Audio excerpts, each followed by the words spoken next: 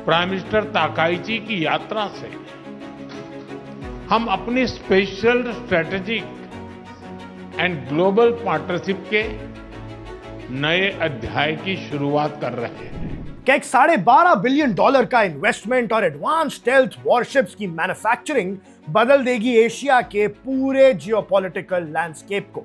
बदलते global dynamics में India और जापान की ये दोस्ती सिर्फ ट्रेड तक लिमिटेड नहीं है, ये अब एक बहुत बड़ा ब्लूप्रिंट है जो चाइना को काउंटर करने वाला है। अब देख रहे हैं हमारी स्पेशल रिपोर्ट और आज हम बात करेंगे उस बड़े इकोनॉमिक और स्ट्रैटेजिक लीप की जिसने पूरे इंडो पैसिफिक रीजन में एक नई हलचल मचा दी है। 16th India Japan annual summit के दौरान न्यू दिल्ली में एक ऐसी डील साइन हुई है जो सिर्फ नंबर्स के बारे में नहीं है, ये बात कर रही है future security, cutting edge technology और इकोनॉमिक इंडिपेंडेंस की। जापानीज प्राइम मिनिस्टर सनाई तकाइची अपनी ऑफिशियल विजिट पर न्यू दिल्ली आई हैं और उनके साथ आए हैं 150 से ज्यादा बड़ी जापानीज कंपनीज के लीडर्स और रिजल्ट ये हुआ कि 120 मेगा कोऑपरेशन एग्रीमेंट्स और $12.5 बिलियन यानी लगभग 2 ट्रिलियन येन का एक मैसिव इन्वेस्टमेंट कमिटमेंट किया गया है इंडियन मार्केट में।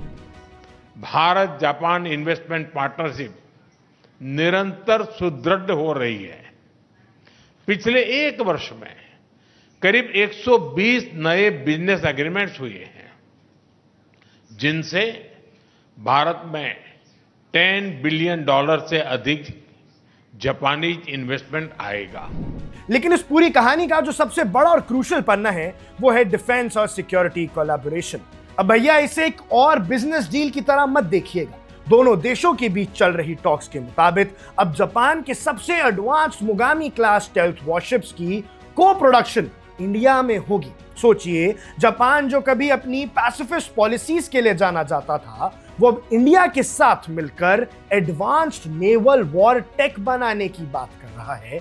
यानी इंडिया अब बड़े बड़े जायंट्स के साथ मिलकर हथियार बनाएगा, खुद भी रखेगा, दुनिया को भी बेचेगा। यह दिखाता है कि दोनों देशों के लिए इंडो पैसिफिक रीजन में मैरिटाइम सिक्योरिटी और ओपन सी लेन्स कितने क्रिटिकल हो चुके हैं, खासकर जब बीजिंग के एग्रेसिव पोस्चर लगातार बढ़ते जा रहे हैं। चाइना जो समुद्र में अपनी मनमानी बढ़ा रहा था, उसे रोक लगाने की क्षमता भारत और जापान में है। अब सवाल यह उठता है कि अचानक ये इन्वेस्टमेंट इतना स्पेसिफिक क्यों है। अगर आप इन डील्स के कोर को देखेंगे तो आपको 5 प्रायोरिटी सेक्टर्स दिखेंगी। सबसे पहला artificial intelligence, semiconductors, clean energy, next generation mobility और इंफ्रास्ट्रक्चर। अब सबसे पहले बात करते हैं इकोनॉमिक सिक्योरिटी की। आज के दौर में जियोपॉलिटिक्स सिर्फ बॉर्डर्स पर नहीं, सप्लाई चेन्स में लड़ी जाती है। जब पूरी दुनिया ने देखा कि कैसे एक सिंगल कंट्री पर डिपेंडेंट होना ग्लोबल सप्लाई चेन कोलैप्स कर सकता है, तो इंडिया और जापान ने एक दूसरे का हाथ थामा। सेमीकंडक्टर्स और क्रिटिकल मिनरल्स के लिए दोनों देश अब एक रेजिलिएंट इकोसिस्टम बना रहे हैं ताकि किसी तीसरे देश पर डिपेंडेंसी खत्म की जा सके।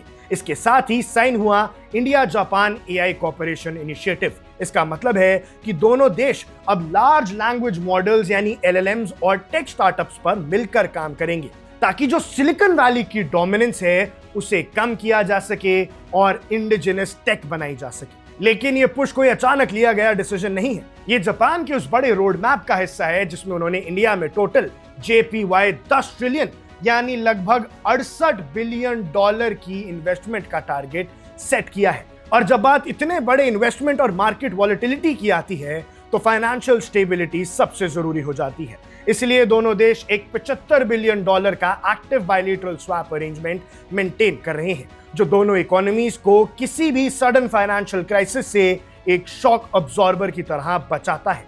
जापान के डिप्टी चीफ कैबिनेट सेक्रेटरी मसानाओ ओजाकी ने बिल्कुल साफ कहा कि इस इकोनॉमिक फोरम का मकसद सिर्फ बिजनेस बढ़ाना नहीं है, बल्कि गवर्नमेंट टू गवर्नमेंट रिलेशंस को सिक्योरिटी और इकोनॉमिक सिक्योरिटी के मामले में एक नए लेवल पर ले जाना है। यानी सिर्फ धंधे की बात नहीं है, भारत और जापान एक साथ मिलकर अच्छे दोस्त की तरह तरक्की करेंगे। अब जर्नलिस्टिक लेंस से अगर देखा जाए तो ये समिट सिर्फ 2 प्रधानमंत्रियों की मुलाकात नहीं है, ये बदलती हुई दुनिया का एक नया पावर सेंटर है।